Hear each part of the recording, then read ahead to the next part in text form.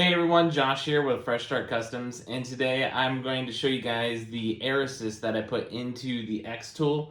There's been a lot of people who have said that they had issues putting in the air assist, and I myself have ran into a few things, and I want to show you what I've done to address those issues, things I like about the air assist, things I don't like about it. First off, the things I like about it is I really recommend an air assist for this. In general, despite the issues that I ran into, I did find a workaround for it. I'm going to show you that here in just a second. The air assist works really great. It makes cutting with laser so much better, like way better. This is what the air assist looks like right here. I got it in the back. I just kind of set it here and it rests on top of these little pads that kind of stabilize it. The one thing that I don't like about when you have to turn it on, I have my outlet all the way down here. So I got to reach down here for the hose to turn it on each time.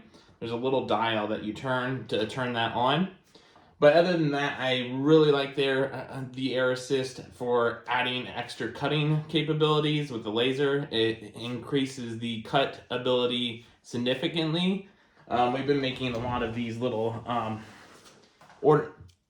ornaments here. We got all sorts of different little ornaments that we've been making with it. And then let me go ahead, I'm going to flip the camera around. I'm going to show you guys what I did with the air assist. The way that they have the hose track system right here, the way that they wanted it done in the booklet, it keeps getting caught on the back fan. You may have seen people reporting that. It did it to me as well. And then I watched somebody else who's installed it. It doesn't look the prettiest after you do it this way, but it works. So let me go ahead and flip this around. I'll show you guys that, and then we'll wrap up this video real quick. All right, you guys, so as you can see, this is the air assist hose here. You can see it loops out. I moved my air assist nozzle to point out forward, and then I looped it around so it loops out into the center here. Because the only material I'm going to put in there is probably about this thick. And then I did use this with that last video that I showed you with the rotary tool, so it doesn't get in the way of the rotary tool. And then this way the laser head can come all the way out and go all the way over and back without cramming this up into this fan here. Before, there's a fan underneath here. It would grind on this and kind of erode the plastic and make a real loud sound. So obviously you don't want to do that.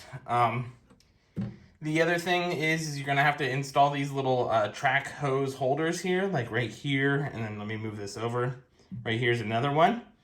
That takes up a lot of room when you're trying to get your material in there. So that's kind of a downside. I did see somebody 3D print like a top that they held the hose onto.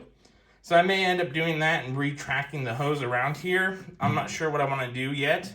But all in all, if you read the manual, it wanted you to go straight up and to the left. But that would catch the hose back in here after the laser would move forward. So if you're trying to install your air hose, just make sure you tilt your nozzle to the left here out the front, loop it forward, and then loop it around, and then back out here.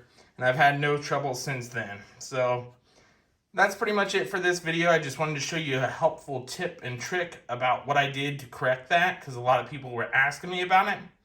But other than that, yes, I still recommend the air hose. It helps a lot, or the air assist, I should say.